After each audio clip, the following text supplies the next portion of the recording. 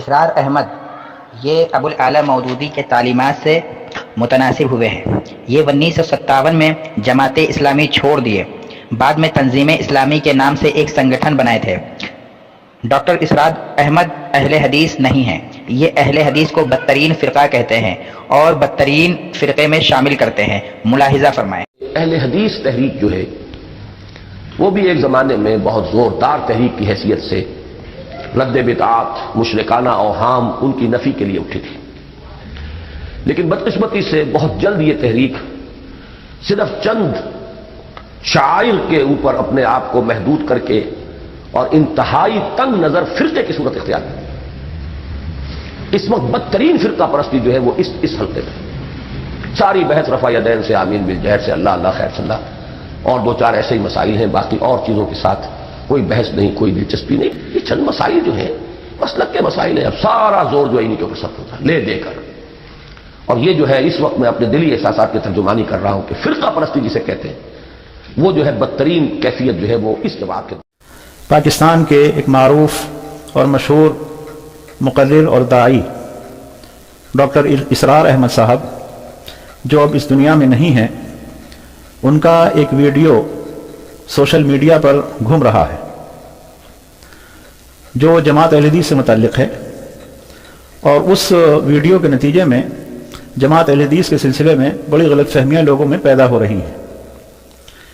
ہم نے اس سے پہلے بھی تراویح کے مسئلے پر ڈاکٹر اسرار صاحب کے افکار و خیالات کا جواب دیا تھا، تو ڈاکٹر صاحب کے متبعین اور ان سے محبت کرنے والے لوگوں نے بہت برا مانا اور یہ کہا کہ ان کے انتقال کے بعد اس طرح کی بات کی جا رہی ہے۔ اس سلسلے میں ہماری گزارش ہے کہ ہم بھی ڈاکٹر صاحب کا احترام کرتے ہیں، لیکن ان کے انتقال کے بعد ان کی ویڈیوز اور ان کے افکار و نظریات جس طرح سے پھیلائے جا رہے ہیں اور ان کے ذریعے جماعت اہل حدیث کے خلاف جو پروپیگنڈا کیا جا رہا ہے، تو اس کے نتیجے میں لازمی بات ہے کہ وضاحت کرنا ہمارا حق ہے۔ آپ جو چاہیں بیان کرواتے رہیں یا ان بیانات کی تشہیر کرتے رہیں، ایک ایسی شخصیت کے بیانات جو اب اس دنیا میں نہیں ہے۔ آپ کم سے کم اتنا کر سکتے ہیں کہ ان بیانات کو نشر نہ کریں جن کے ذریعے کسی جماعت یا مسلک پر حملہ ہوتا ہو یا کسی فقہی مسئلے میں غلط فہمیاں پیدا ہوتی ہوں۔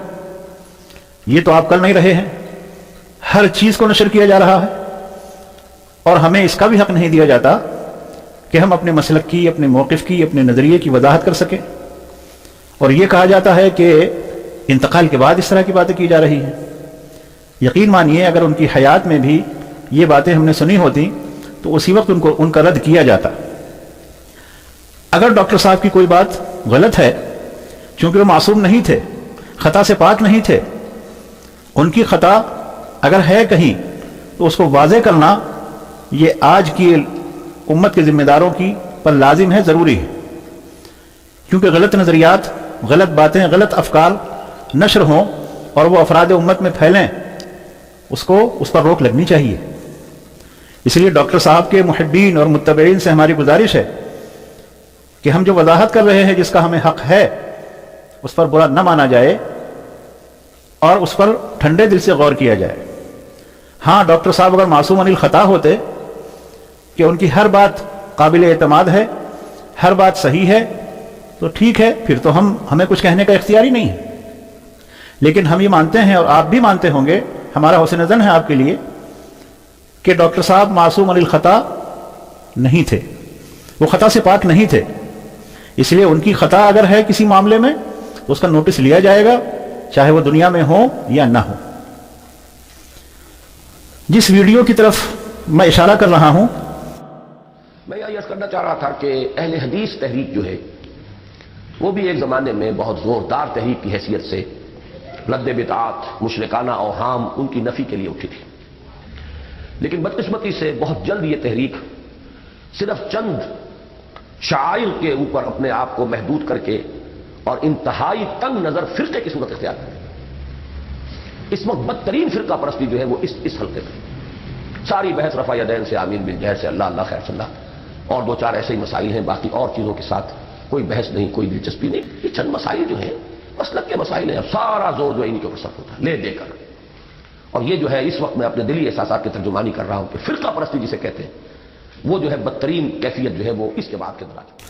وہ یہ ہے کہ انہوں نے جماعت اہل حدیث کے بارے میں یہ فرمایا کہ یہ جماعت بڑے زور و شور کے ساتھ شرک و بدعات کے خلاف کھڑی ہوئی تھی، اوہام و خرافات کے خلاف کھڑی ہوئی تھی، لیکن چند مسئلوں میں محدود ہو کر رہ گئی.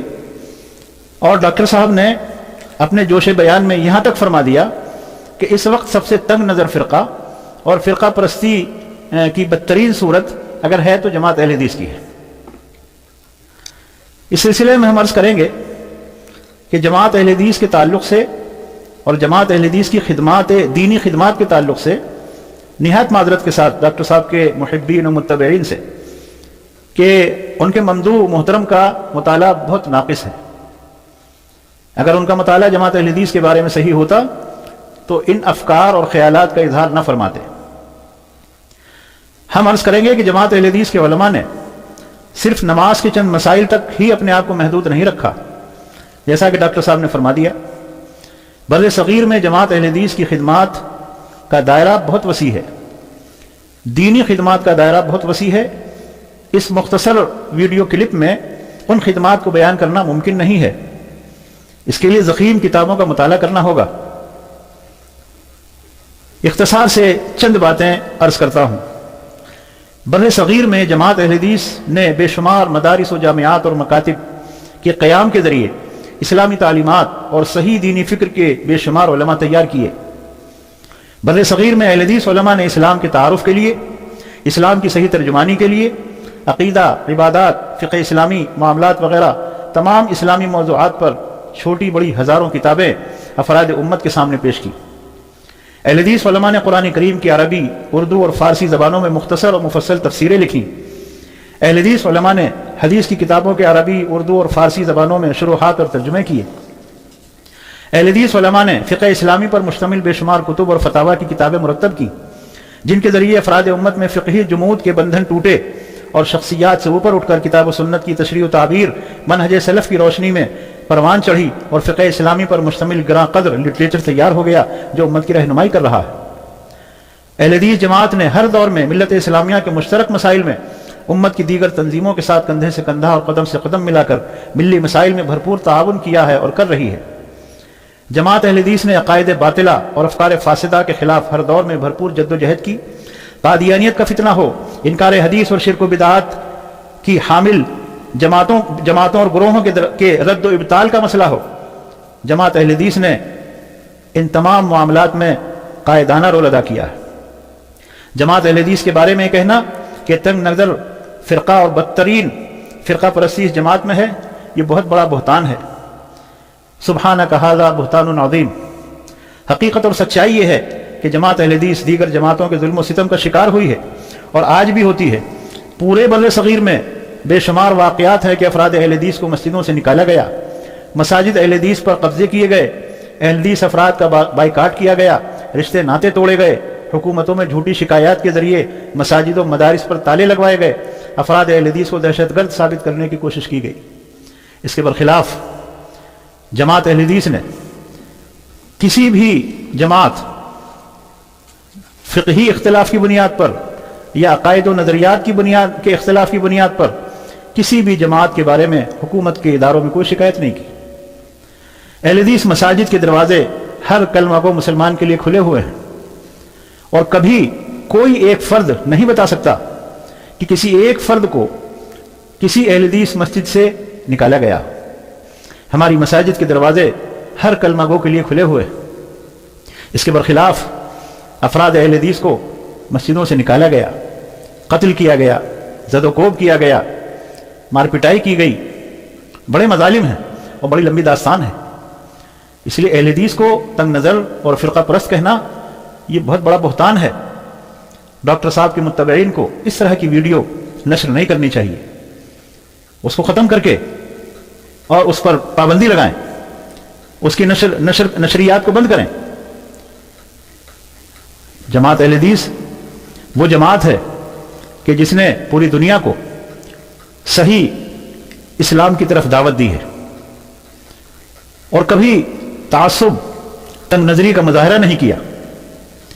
اہل حدیث جماعت نے اس ملک ہندوستان میں تمام مشترکہ پلیٹ فارمز پر اور جتنے متحدہ پلیٹ فارمز ہیں ان پر موجود رہ کر ملت کی دیگر تنظیموں کے ساتھ ان کی آواز میں آواز ملائی ہے۔ ابھی حال ہی میں ملک میں طلاق ثلاثہ کا مسئلہ زور و شور پر رہا ہے۔ مسلم پرسنل لاء بورڈ جو مسلمانوں کا متحدہ ادارہ ہے، جماعت اہل حدیث اس میں شامل ہے۔ ہماری جماعت نے الحمدللہ باوجود اس کے کہ طلاق ثلاثہ کے مسئلے میں ہمارا مسلک فقہی جمود رکھنے والے بھائیوں سے الگ ہے، اس کے باوجود بھی ہم نے اس اختلاف کو عام نہیں کیا، بلکہ مسلم پرسنل لاء بورڈ کی آواز میں آواز ملا کر اس کے ساتھ کھڑے رہے۔ اس سے زیادہ وسیع النظری کی مثال کیا ہو سکتی ہے؟ تو اس لیے یہ وضاحت کرنا ہمارے لیے ضروری تھا کہ اس ویڈیو کے ذریعے ڈاکٹر اسرار صاحب کی ویڈیو کے ذریعے جو غلط فہمی پیدا ہو رہی ہے اس کا ازالہ کیا جا سکے۔ وحدت الوجود کائنات کا غلیظ ترین شرکیہ و کفریہ عقیدہ ہے، جس کی تفصیل ایک سلفی عالم دین مولانا عبد الرحمن کیلانی رحمہ اللہ نے اپنے 528 صفحات پر مشتمل مشہور کتاب شریعت و طریقت میں لکھی ہے۔ اس کتاب میں انہوں نے طریقت و تصوف کی باطل اعتقادات و نظریات کے بارے میں بھی تفصیل سے ذکر کی ہے۔ یہ عقائد و نظریات ہمارے دین اسلام و شریعت مطہرہ کی تعلیمات سے صریح متصادم ہیں۔ اس مفید معلوماتی کتاب کو ہر ایک کو حاصل کر کے مطالعہ کرنا چاہیے تاکہ کتاب و سنت کے خلاف باطل عقائد و نظریات کے بارے میں جان کر شرکیہ عقائد سے اپنے آپ کو دور رکھ سکے۔